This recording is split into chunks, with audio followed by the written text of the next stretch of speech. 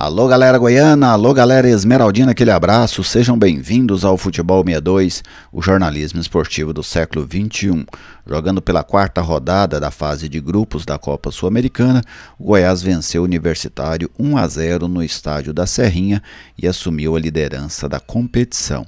Nesse vídeo eu vou fazer uma análise sobre esta vitória, sobre como foi o jogo, sobre a estratégia do Goiás para essa partida.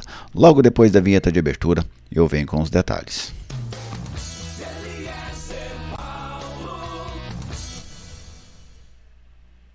Estou aqui no Futebol 62 e com alegria recebo a sua visita, seja bem-vindo ao canal, é uma satisfação contar com a sua audiência. Se você ainda não é inscrito, eu te convido a se inscrever, venha fazer parte desta comunidade que é totalmente dedicada ao futebol goiano. Deixe aí aquele like para prestigiar o nosso trabalho, faça aí o seu comentário, a sua participação é sempre muito bem-vinda. Este vídeo tem um oferecimento da Lutei Magazine, a grande loja da região norte da capital. Na ampla loja, né, da Lutei Magazine, ali na Avenida Ubaldina Naves de Brito, ao lado do Centro Comunitário do Jardim Balneário Meia Ponte, você encontra moda em geral, papelaria, bijuterias, calçados, utensílios para cama, mesa e banho. A Lutei Magazine também está no Instagram, @LuteiMagazine, como aparece aí no banner. No WhatsApp 99402-7562. Mande a sua dúvida, peça uma informação, fique à vontade. A Wanda, a Janete vão te tratar muito bem lá na Lutei Magazine, seja presencialmente ou seja pelos meios digitais. Bom, o Goiás tinha ontem, né, contra o Universitário um jogo decisivo, uma partida que valia a liderança do Grupo G da Copa Sul-Americana.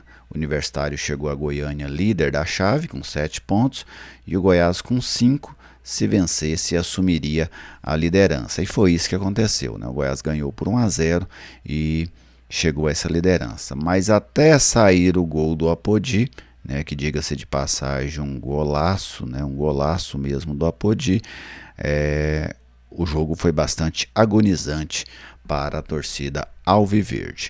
Vamos começar pelo primeiro ponto, a estratégia do Goiás, né, de utilizar um time misto. Essa estratégia tem prevalecido nos jogos do Goiás da Copa Sul-Americana. Foi um time reserva contra o Santa Fé, titular contra o Universitário, misto contra o Ginásia e misto contra a equipe do Universitário nesse jogo de ontem. Então, em apenas um jogo, que foi contra o Universitário lá em Lima, o Goiás colocou o time titular em campo. Então, é nítida a maneira com que o clube quer levar essa competição, né? Está levando, vamos dizer, sem dar a ela qualquer tipo de prioridade, pelo contrário, né? Eu entendo o discurso, né? Compreender o discurso eu compreendo. O Goiás usa muito o Ceará e o Atlético como exemplos, né? No ano passado o Ceará e o Atlético investiram nessas Copas e lá no fim acabaram rebaixados. Eu não vou falar do Ceará porque eu não acompanhei de perto, mas do Atlético eu vou falar. Para mim, esse discurso que o Atlético caiu porque ele foi bem nas Copas é um discurso oportuno, sabe? Ele não tem base concreta na realidade. Basta olhar como foi o desempenho do Atlético na Série A. O desempenho do Atlético na Série A não foi bom hora nenhuma, né? Com exceção ali do início, o Atlético conseguiu arrumar alguma coisinha, chegar ali a 11º, 12º, depois não conseguiu mais. Então o Atlético, por exemplo, ele fez uma campanha ruim quando ele estava nas Copas e na Série A, e depois que ele saiu das duas Copas, ele fez uma campanha ainda pior. Quando o Atlético sai das duas Copas, é que o Atlético mergulha numa depressão dentro do Brasileiro da Série A e faz uma campanha até pior do que quando estava nas Copas.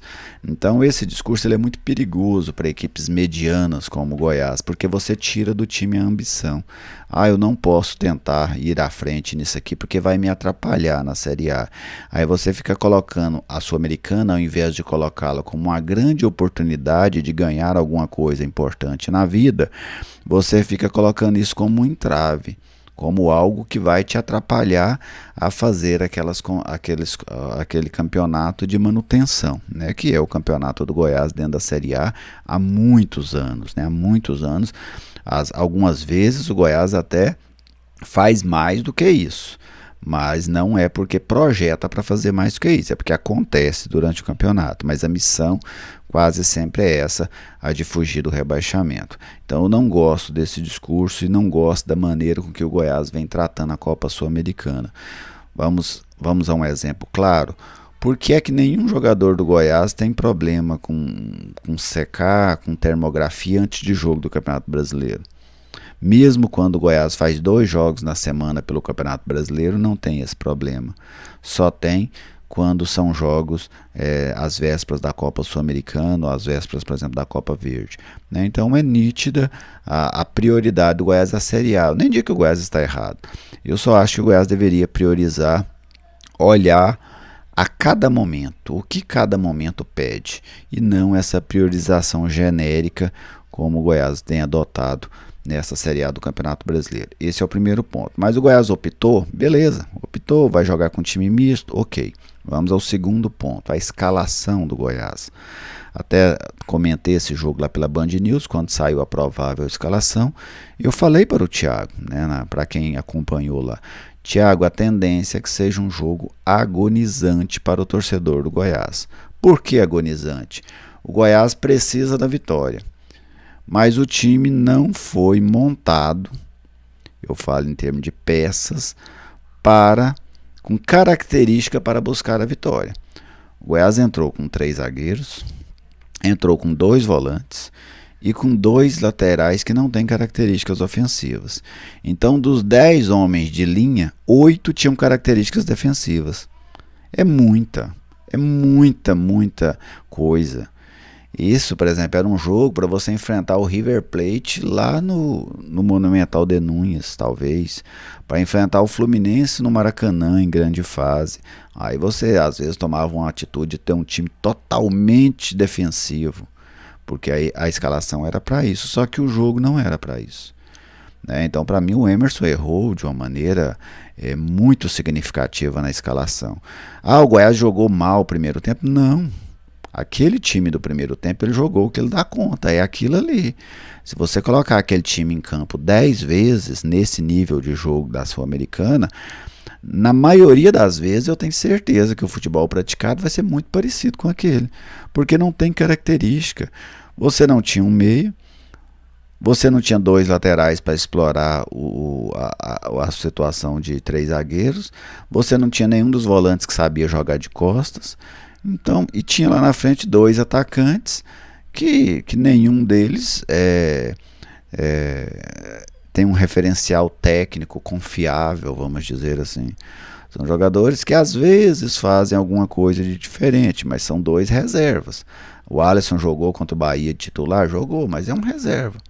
É um reserva, inclusive, questionado, né, se ele deveria ou não estar no elenco do Goiás. Então, o primeiro tempo, o rendimento, em que o Goiás levou 27 minutos para dar um chute no gol e não criou praticamente nada, foi um primeiro tempo onde o time executou aquilo que ele era possível executar. Não foi um jogo mau. A questão é que o time não tinha como render mais do que aquilo. Vieram as substituições do primeiro tempo, no intervalo, entrou o Palácios, entrou o Dieguinho, né, entrou, quem foi o outro? O Sander, Palácio, Dieguinho e Sander. O Goiás até que começou a ter um pouco mais de saída de bola, de transição, mas seguiu improdutivo, né? E foi muito improdutivo também. No segundo tempo, o Goiás, antes do gol do Apodi, havia finalizado uma bola com o próprio Apodi, num lance que o Gabriel Novaes cai na área, mas em que o árbitro até deu falta, o lance nem foi válido, mas tinha sido o lance mais agudo da equipe do Goiás até aquele momento. O gol foi uma exceção no jogo, né? Uma exceção. O Goiás esteve mais próximo durante o segundo tempo da derrota do que da vitória.